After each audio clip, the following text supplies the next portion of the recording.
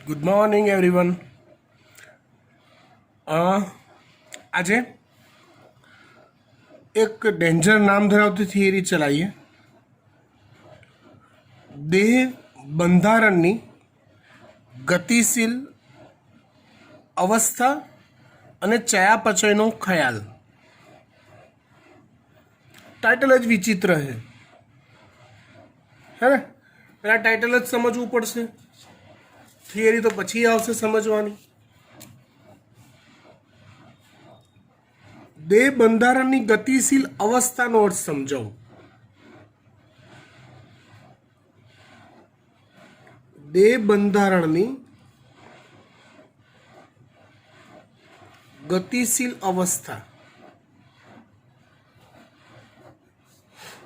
તો જો દેહ બંધારણ એટલે શરીરનું બંધારણ.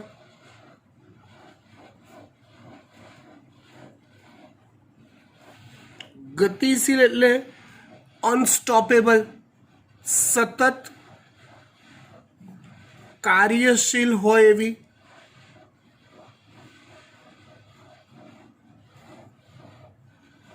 અવસ્થા એટલે અવસ્થા એટલે આપણે એવી અવસ્થાની ચર્ચા કરવાની છે. મતલબ શરીર એક એવી કન્ડિશનમાં છે, શરીરનું બંધારણ કે જ્યાં સતત કોઈક ને કોઈક પ્રકારની પ્રક્રિયાઓ થયા કરે છે. સતત કોઈક ને કોઈક પ્રકારની પ્રક્રિયાઓ થયા કરે છે. એવી અવસ્થાઓ વિશે આપણે ચર્ચા કરવાની છે. એક સિમ્પલ ભાષામાં તમને કહી દઉં કે આપણા શરીરનો રચનાત્મક અને ક્રિયાત્મક એકમ કોણ?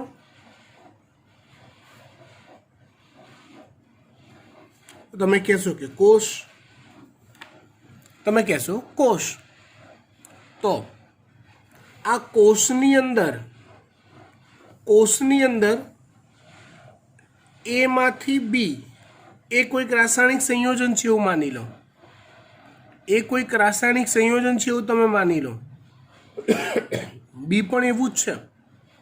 એ માંથી બી, બી માંથી સી, સી માંથી ડી, ડી માંથી પાછું સી, સી માંથી પાછું કોઈક ઈ, ઈ માંથી એફ, એફ માંથી જી, જી માંથી પાછું બી, બરાબર, બી માંથી પાછું સી, સી માંથી ઈ, સી માંથી ડી, મે બી, બરાબર, એફ માંથી પાછી કોઈક જી, સોરી, એફ માંથી પાછી કોઈ એચ, એચ માંથી પાછી કોઈ આઈ. આવી એકમાંથી બીજું, બીજામાંથી ત્રીજું, ત્રીજામાંથી ચોથું, ચોથામાંથી પાંચમું, પાંચમામાંથી છઠ્ઠું સંયોજન સતત નોન સ્ટોપ બન્યા જ કરે છે. પ્રક્રિયા અટકતી જ નથી ને. આ પ્રક્રિયા અટકતી જ નથી આવી કોષોની અંદર. અનબિલીવેબલ. તમે માનવા તૈયાર જ ના થાવ. હા, આવું જ થાય છે, ફેક્ટ છે. કોષની અંદર આવી કોઈ એકમાંથી બીજી, બીજામાંથી ત્રીજી, ત્રીજામાંથી ચોથી રાસાયણિક પ્રક્રિયાઓ સતત અને સતત ચાલુ ને ચાલુ રહેશે. બરાબર. જેને દેહ બંધારણની ગતિશીલ અવસ્થા. કોષની ગતિ. આપણા દેહનું બંધારણ કોણ રચે છે? તો કે કોષ. તો જેને કોષની ગતિશીલ અવસ્થા કહેવાય છે. જેને શું કહેવાય છે? કોષની ગતિશીલ અવસ્થા કહેવાય છે. હવે સમજો બેટા, તમે જીવિત છો? તમે કહેશો હા અમે જીવતા છીએ. હા, અમે જીવતા છીએ.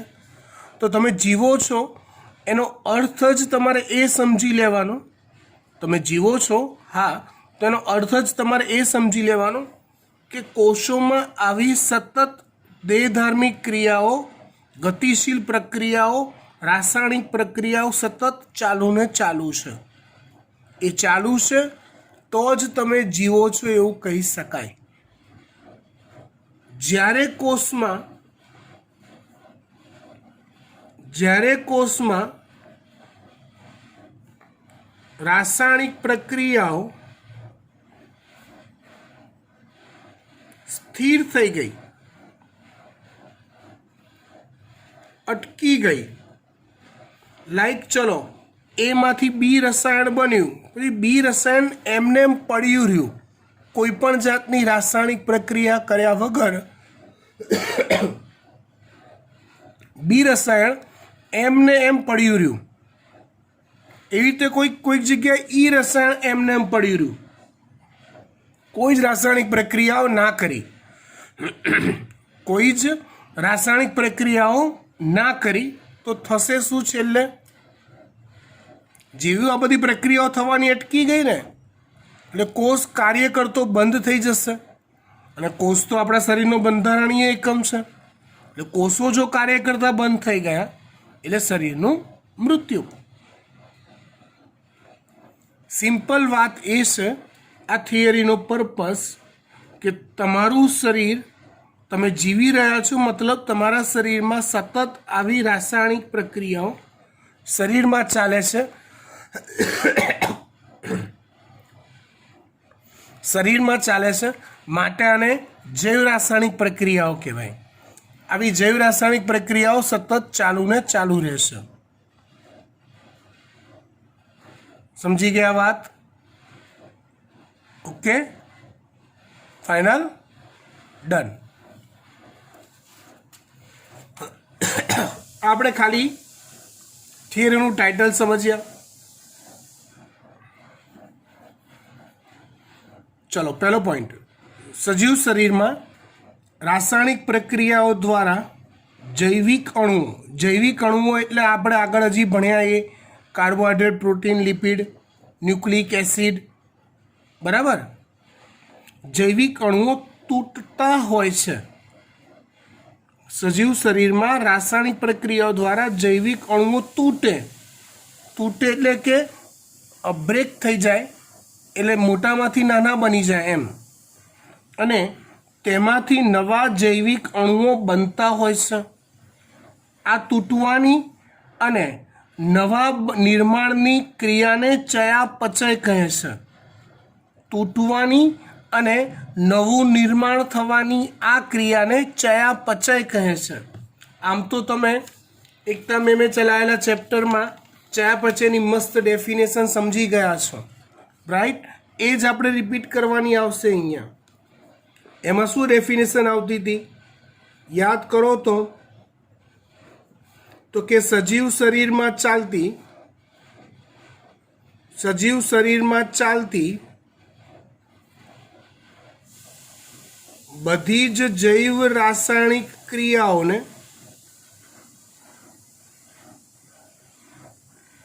સંયુક્ત રીતે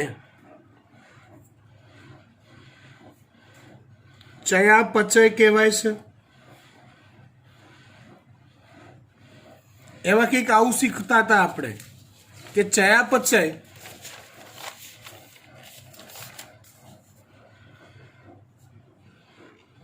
ચયાપચયમાં બે પ્રકારના શબ્દો હોય, એક ચય ક્રિયા અને બીજી અપચય ક્રિયા.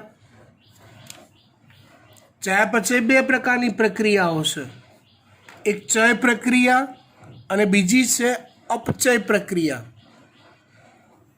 ચય પ્રક્રિયામાં શું થાય તો કે નાના અણુઓ એકબીજા સાથે જોડાઈને મોટા અણુ બને. અને અપચય ક્રિયામાં શું થાય તો કે મોટા અણુઓ તૂટી એમાંથી નાના અણુઓ બને. ચય ક્રિયામાં એટલે આપણા કોષોમાં આવી બે જ ટાઈપની રાસાયણિક પ્રક્રિયાઓ ચાલતી હોય. ક્યાંક કોઈક મોટો જૈવિક અણુ હોય, ક્યાંક કોઈક મોટો જૈવિક અણુ હોય, તો એ તૂટી એમાંથી નાના જૈવિક અણુઓ બને. એવી રીતે કોઈક જગ્યાએ આવા નાના જૈવિક અણુઓ હોય તો એકબીજા સાથે જોડાઈને મોટા જૈવિક અણુઓ બને. આવી બે પ્રકારની પ્રક્રિયાઓ કહેવાય. નાનામાંથી મોટા બને તો એને ચય કહેવાય, અને મોટા અણુમાંથી નાના અણુઓ બને તેને અપચય કહેવાય. બરાબર. ચય ક્રિયાઓને સંશ્લેષણાત્મક ક્રિયાઓ કહેવાય.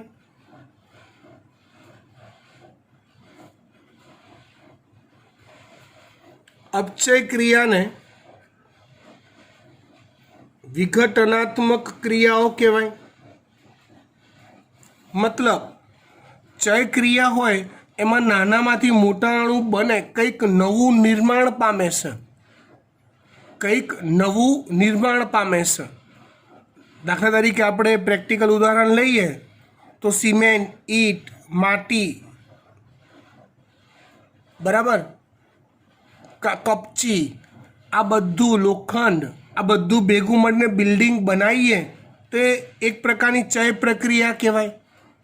નાના અણુ ભેગા મળીને મોટું બન્યું. રાઈટ. હવે કોઈક જૂની પુરાણી બિલ્ડિંગ છે, કોઈક જૂની પુરાણી બિલ્ડિંગ છે, એ તોડી અને એમાંથી બધું નાનું બને તો એને કઈ પ્રક્રિયા કહેવાય? અપચય પ્રક્રિયા કહેવાય. એટલે ચય, સંશ્લેષણ, અપચય, વિઘટન. બરાબર. ચલો, એટલે સજીવ શરીરમાં રાસાયણિક પ્રક્રિયાઓ દ્વારા જૈવિક અણુઓ તૂટતા હોય છે અને તેમાંથી નવા જૈવિક અણુઓ બનતા હોય છે. આ તૂટવાની અને નવા નિર્માણની ક્રિયાને ચયાપચય કહે છે. દાખલા તરીકે હવે અહીંયા ઉદાહરણ આપે છે. એમિનો એસિડમાંથી CO2 દૂર થઈ એમાઇન બનવાની ક્રિયા. એમિનો એસિડ હોય એમાંથી CO2 દૂર થાય તો એમાઇન બને.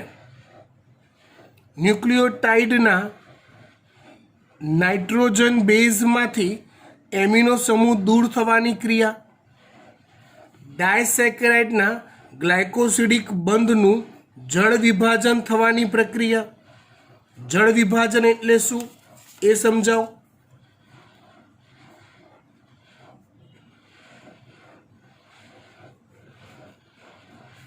જળ વિભાજન માટે બીજો શબ્દ છે હાઇડ્રોલિસિસ.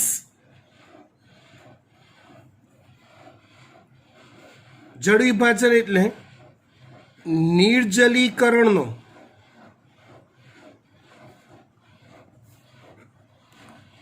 વિરોધી શબ્દ થયો. જળ વિભાજન એટલે શું?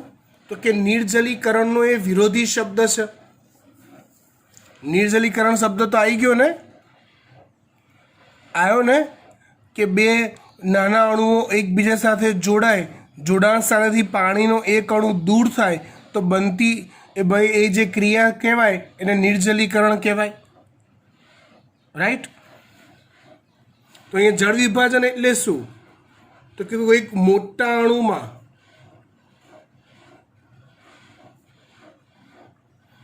પાણીનો અણુ ઉમેરાય અને તેમાંથી નાના અણુઓ રચાય તો આ ક્રિયાને શું કહેવાય? જળ વિભાજન કહેવાય. દાખલા તરીકે માલ્ટોસ, સમજો બરાબર.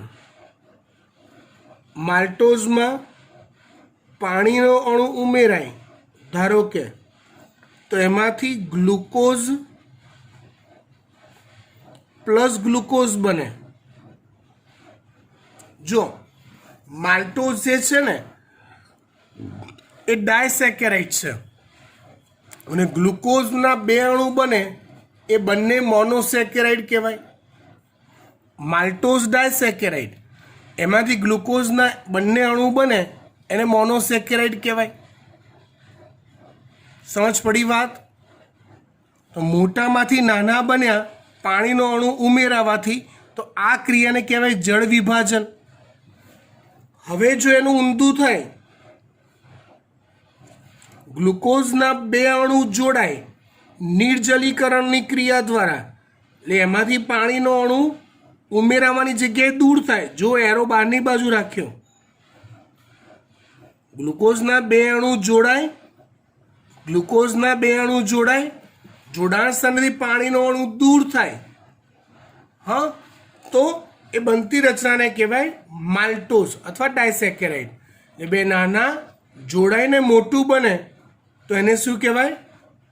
જળ નિર્જલીકરણ. અને મોટામાંથી નાના અણુઓ બને તે પ્રક્રિયાને કહેવાય છે જળ વિભાજન. રાઈટ? એટલે અહીંયા જળ વિભાજન છે. ડાયસેકેરાઇડમાં ગ્લાયકોસિડિક બંધનું જળ વિભાજન થવાની પ્રક્રિયા. આ ઇન શોર્ટ કોષમાં ચાલતી અલગ અલગ ચયાપચયની પ્રક્રિયાના ઉદાહરણ આપ્યા છે. મોટાભાગની આવી પ્રક્રિયાઓ એકબીજા સાથે સંકલિત હોય છે. જેમ કે મેં જ્યારે તમને ચલાવવાનું શરૂ કર્યું ને ટોપિક, અને પહેલાં જ એમાંથી બી, બીમાંથી સી, સીમાંથી D, E, F, G, in short કોઈ પ્રક્રિયાઓ, એટલે આ બધી જે છે સંયોજનો, એટલે સંયોજનો એ બધા એકબીજા સાથે કનેક્ટેડ હોય છે. મતલબ એક પ્રક્રિયા પૂરી થાય ને, એક પ્રક્રિયા પૂરી થાય ને ત્યાં જ બીજી પ્રક્રિયા શરૂ થઈ જાય છે. દાખલા તરીકે હું એમાંથી બી બનાવું,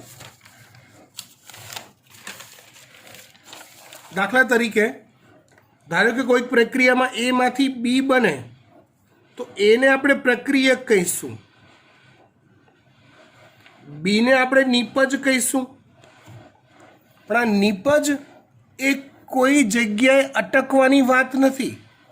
બીમાંથી સી બનવાનો જ હોય, એટલે બી એ કોઈક બીજી પ્રક્રિયા માટે પ્રક્રિયક હોય છે, અને સી નિપજ થાય એ પ્રક્રિયા માટે.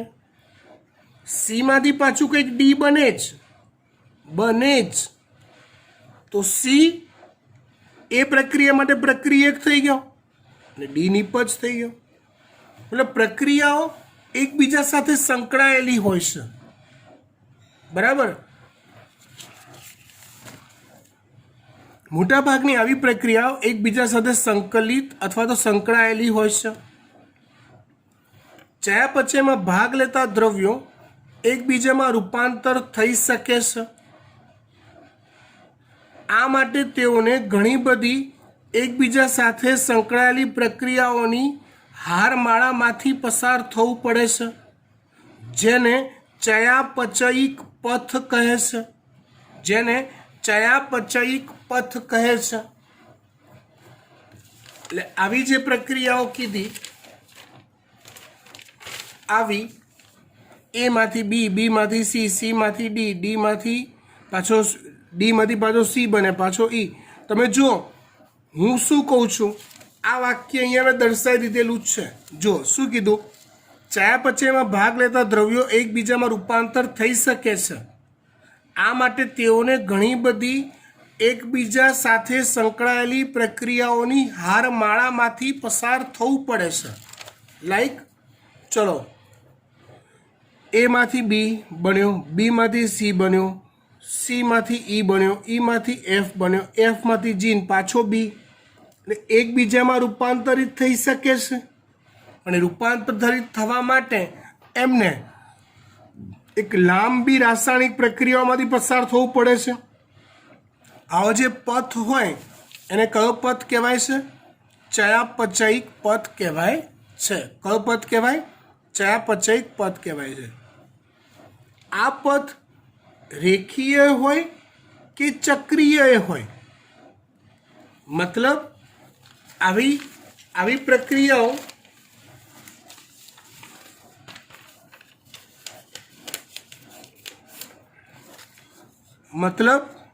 પ્રક્રિયાઓ એ બી સી ડી, ડીમાંથી પાછો સી બી બનતો હોઈ શકે.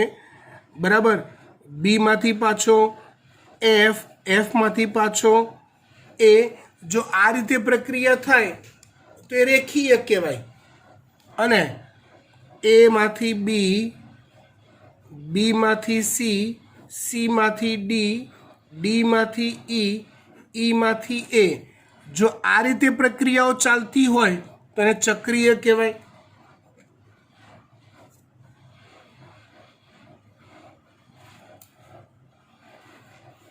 રેખીય ચયાપચયિક પથ આને કહેવાય ચક્રીય ચયાપચયિક પથ. પછી એના એક્ઝામ્પલ આપ્યા છે. જો આ પથ પાછો વાંકી ચૂકી રેખાઓ સ્વરૂપે પણ હોય.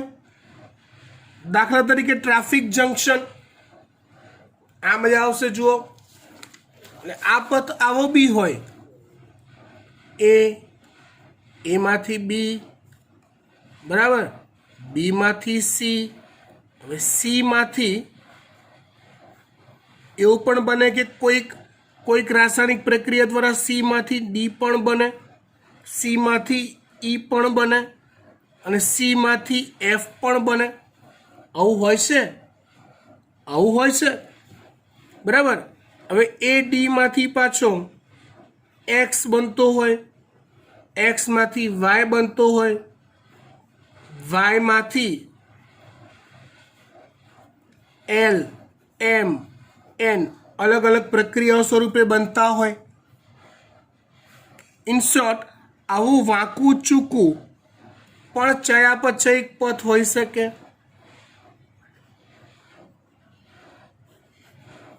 ટ્રાફિક જંકશન પ્રકારનો,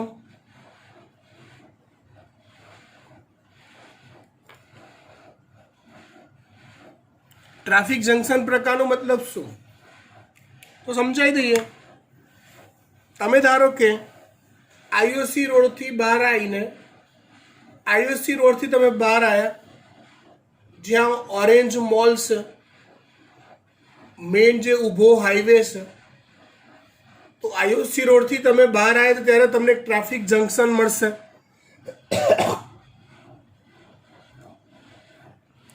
ત્યાં ટ્રાફિક જંકશનમાં એક સાથે 50, 60, 70 વાહનો હશે. જેવો ટ્રાફિક ખુલશે, કેટલાક લોકો જમણી બાજુ જશે, વિસત, સાબરમતી સાઈડ. કેટલાક લોકો ડાબી બાજુ જશે, જુંડાલ સાઈડ. કેટલાક લોકો સીધા જશે, ચાંદખેડા ગામ સાઈડ. હા કે ના? સિમ્પલ છે, સિમ્પલ છે કે એ જંકશનમાં શું થયું. ચલો તમે ધારો કે રાઈટ સાઈડ ગયા, સાબરમતી સાઈડ, તો ત્યાં ગયા પછી તમે સાબરમતી જ જવાના એ પાક્કું છે? તમને કોઈક વ્યક્તિનું ઇમેજિનેશન પૂછવામાં આવે કે આ વ્યક્તિ હવે આઈઓસી રોડથી જમણી બાજુ વળી ગઈ, તો હવે સાબરમતી જશે? તો કે નક્કી નહીં સાહેબ. આગળ ન્યૂ સીજી રોડનું ટ્રાફિક સિગ્નલ આવે છે, ટ્રાફિક જંકશન, ત્યાંથી ડાબી બાજુ વળી જાય તો ન્યૂ સીજી રોડ જતો રહે. એનાથી સહેજ આગળ જાઓ, એનાથી આગળ જાઓ તો ઓએનજીસી વાળું વળવાનું જંકશન આવે, ત્યાં જતો રહે. એનાથી આગળ જાઓ તો વિસદથી ગાંધીનગર જવાનું જંકશન આવે તો ત્યાંય જતો રહે. તે વાંકો ચૂકો પથ થયો. સમજ પડી? હા કે ના? તો એ ટ્રાફિક જંકશન વાળો ચયાપચયિક વાંકો ચૂકો પથ થયો. ચયાપચયિક ઘટકોનો પ્રવાહ ચયાપચય પથમાં ચોક્કસ દરે અને દિશામાં હોય છે. મતલબ એ જે ચયાપચયની પ્રક્રિયાઓનો દર છે એ ચોક્કસ રહેવો જોઈએ. એ દરમાં વધઘટ ન થવી જોઈએ. ને ચોક્કસ દિશામાં મતલબ કે શરીરની જરૂરિયાત અનુસાર જે તે દિશાઓમાં પ્રોપર વેમાં થવો જોઈએ. આ ચયાપચયિક પ્રવાહને દેહ બંધારણની ગતિશીલ અવસ્થા કહે છે.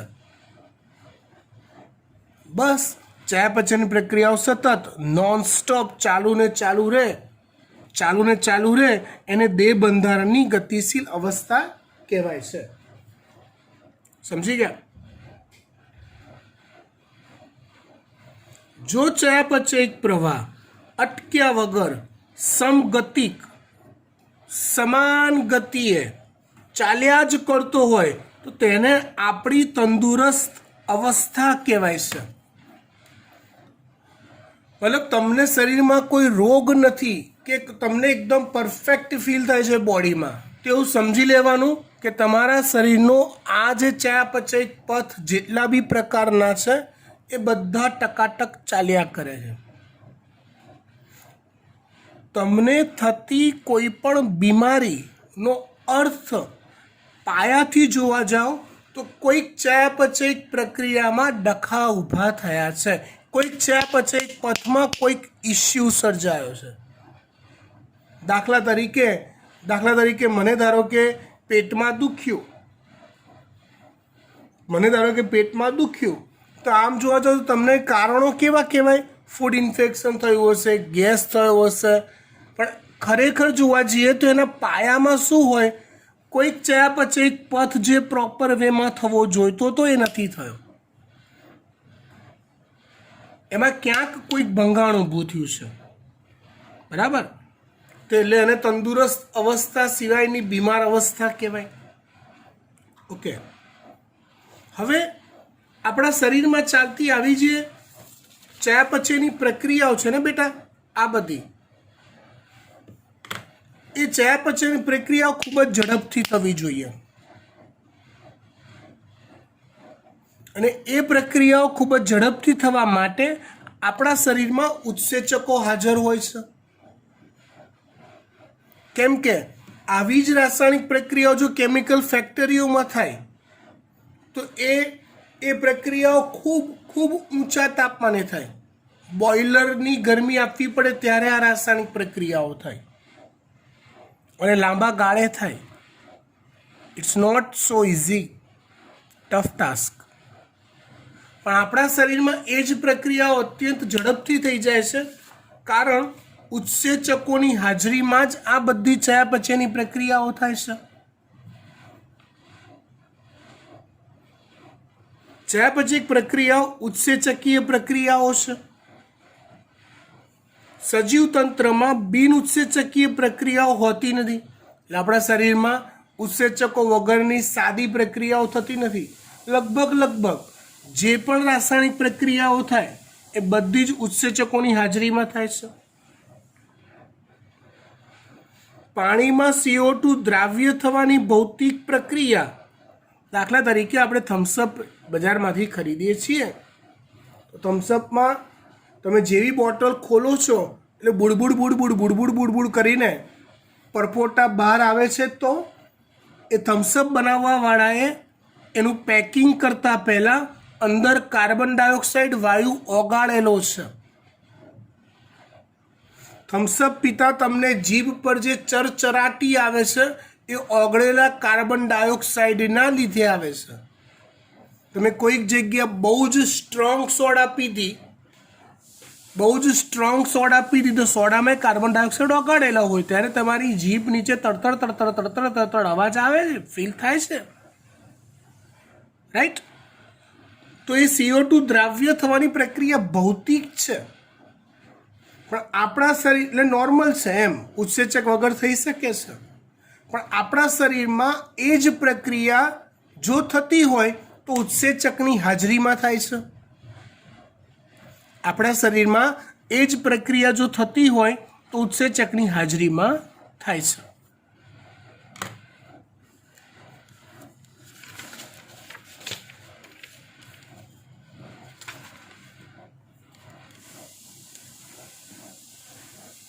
હવે આ જે ઉત્સેચકો છે એ પ્રોટીનના બનેલા હોય છે. અહીંયા જુઓ કેવી મસ્ત છલાંગ મારી દીધી. ખરેખર તમને શીખવાડવાનું હતું ઉત્સેચકો જ, પણ તમને લઈ ગયા ક્યાં? ચયાપચયિક પ્રક્રિયા, ચય, અપચય, ગતિશીલ, નોન સ્ટોપ, તંદુરસ્ત અવસ્થા, ટ્રાફિક જંકશન, પણ કે હા ભાઈ હા, આ બધી ચયાપચયની પ્રક્રિયાઓ થવા માટે આપણા શરીરમાં ઉત્સેચકો જરૂરી છે, એના વગર પ્રક્રિયા થતી નથી. ઉત્સેચકો પ્રોટીનના બનેલા છે અથવા એવા પ્રોટીન કે જે ચયાપચય કરવાની ક્ષમતા ધરાવે છે તેને ઉત્સેચકો કહે છે. એવા પ્રોટીન કે જે ચયાપચય કરવાની ક્ષમતા ધરાવે છે તેને ઉત્સેચકો કહે છે. ચયાપચયમાં બે પ્રકારની પ્રક્રિયાઓ જોવા મળે છે, ચય ક્રિયા અને બીજી અપચય ક્રિયા. કયા બે પ્રકારની પ્રક્રિયાઓ જોવા મળે છે? ચય ક્રિયા અને અપચય ક્રિયા. ચય ક્રિયામાં સરળ બંધારણમાંથી જટિલ સ્વરૂપ બને છે. એ સમજાવી દીધું હમણાં જ આગળ આપણે. એનું ઉદાહરણ આપ્યું છે, એસિટિક એસિડમાંથી કોલેસ્ટેરોલ બનવાની ક્રિયા. આ નાનો અણુ છે, એસિટિક એસિડ એ નાનો અણુ છે, કોલેસ્ટેરોલ એ મોટો અણુ છે. તો નાનામાંથી મોટું બનવાની પ્રક્રિયા. અપચય ક્રિયામાં જટિલ સ્વરૂપમાંથી સરળ સ્વરૂપ બને છે.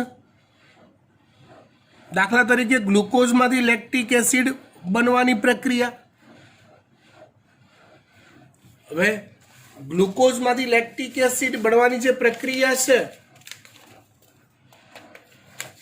એક જ મિનિટ હો.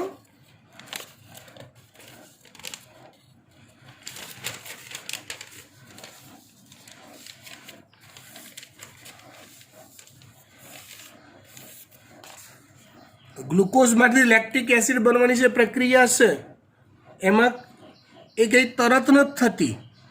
ગ્લુકોઝ હોય એમાંથી ગ્લુકોઝ 6 ફોસ્ફેટ બને.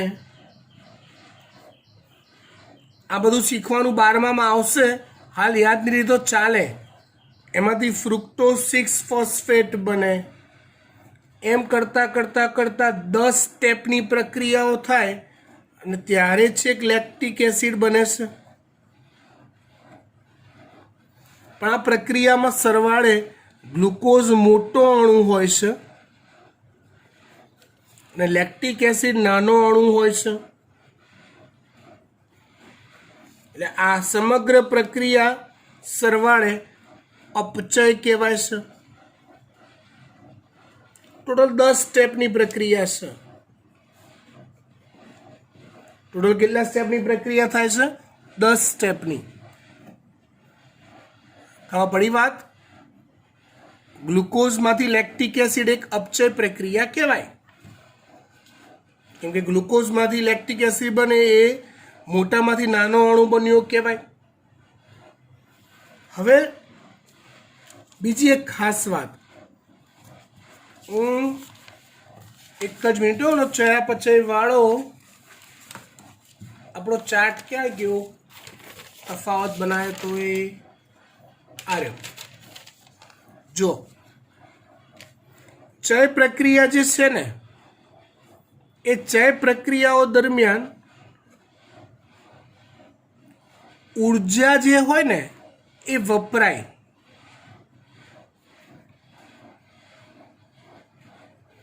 મતલબ ચય પ્રક્રિયાઓ થવા માટે ઉર્જા વાપરવી પડે. સમજો, એટલે આપણા શરીરમાં શક્તિ ચલણ કયું છે? તો કે એટીપી.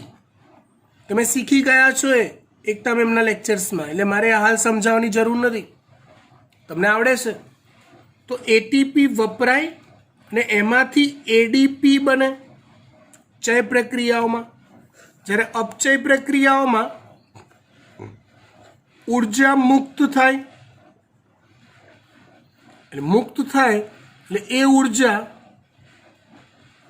એટીપી સ્વરૂપે સંગ્રહ પામે. મતલબ અપચય પ્રક્રિયાઓ દરમિયાન એટીપી બને અને કોષ એનો કણાભ સૂત્રમાં સંગ્રહ કરે. યુ નો વેરી વેલ, કણાભ સૂત્ર એટીપીનું શક્તિઘર. યાદ આવ્યું? હા. તો હવે એ એટીપી સંગ્રહિત થાય અને જ્યારે બીજી ચય પ્રક્રિયાઓ કરવાની હોય ત્યારે પાછો એટીપી વપરાય, પાછો એમાંથી એડીપી બને. ફરી પાછી કોઈક અપચય પ્રક્રિયાઓ થાય ત્યારે એમાં ફરી પાછા એડીપીમાંથી એટીપી બને. આ પ્રક્રિયા સતત ચાલ્યા કરે. આપણા ઘરમાં આપણા પપ્પા કરે છે એવું, પૈસા કમાય છે, કમાય પછી વાપરે છે, કમાય છે, કમાય પછી વાપરે છે, કમાય છે, પાછા વાપરે છે. આપણા કોષોમાં આ જ થાય છે.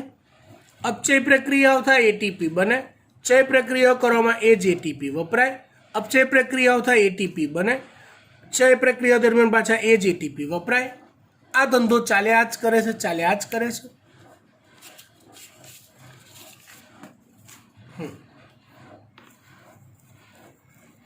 જો ચય પ્રક્રિયાને સંશ્લેષણ પ્રક્રિયા કહે છે, જ્યારે અપચય પ્રક્રિયાને વિઘટન પ્રક્રિયા કહે છે. ચય ક્રિયામાં ઉર્જાનો સંગ્રહ થાય છે. દાખલા તરીકે એમિનો એસિડમાંથી પ્રોટીન નિર્માણની પ્રક્રિયા થવા ઉર્જા જરૂરી છે, એટલે બહારથી તમારે ઉર્જા આપવી પડે છે. અર્થ એવો થાય. અપચય પ્રક્રિયામાં ઉર્જા મુક્ત થાય છે. દાખલા તરીકે કંકાલ સ્નાયુ એટલે શું? આપણા હાડકા સાથે જોડાયેલા જે સ્નાયુ હોય.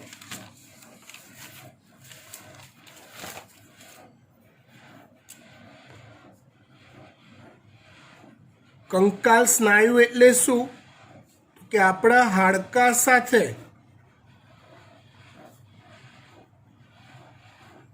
જોડાયેલા જે સ્નાયુ હોય એને કંકાલ સ્નાયુ કહેવાય છે. હાડકા સાથે જોડાયેલા જે સ્નાયુ હોય એને કંકાલ સ્નાયુ કહેવાય છે.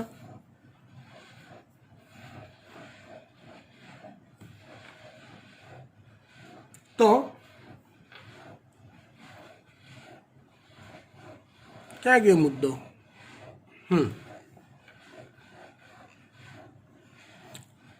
અપચય ક્રિયામાં ઉર્જા મુક્ત થાય છે. દાખલા તરીકે કંકાલ સ્નાયુ, હાડકા સાથે જોડાયેલા સ્નાયુમાં ગ્લુકોઝમાંથી લેક્ટિક એસિડ બને છે. ઉદાહરણ જોયું આપણે, ત્યારે ઉર્જા મુક્ત થાય છે. એટલે કેટલીક પ્રક્રિયાઓમાં ઉર્જાનો વપરાશ થાય, સંગ્રહ થાય, કેટલીકમાં મુક્ત થાય. જેમાં ઉર્જાનો સંગ્રહ થાય એને ચય ક્રિયા કહેવાય, જેમાંથી ઉર્જા મુક્ત થાય એને અપચય કહેવાય. ગ્લુકોઝમાંથી લેક્ટિક એસિડ બનવાની પ્રક્રિયામાં 10 સ્ટેપ્સ હોય છે, જેને ગ્લાયકોલિસિસ કહે છે. એ જે 10 સ્ટેપની પ્રક્રિયા હોય એને ગ્લાયકોલિસિસ કહેવાય. આ જે પ્રક્રિયાઓ કીધી 10 સ્ટેપ વાળી એને શું કહેવાય છે? તો કે ગ્લાયકોલિસિસ કહેવાય છે.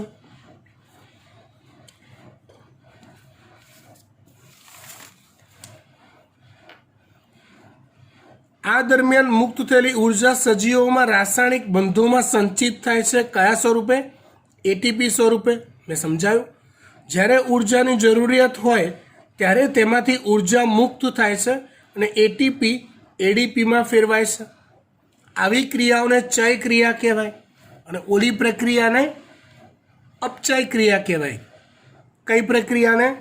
જેમાં ઉર્જા મુક્ત થઈને એટીપી બનતો હોય એ અપચય ક્રિયા, અને જેમાં ઉર્જાનો સંગ્રહ થાય અને એના માટે એટીપી વપરાતો હોય એને ચય પ્રક્રિયા કહેવાય. આ પ્રક્રિયાઓ સતત ચાલ્યા કરે છે. આથી એટીપીને કોષનું શક્તિ ચલણ કહે છે.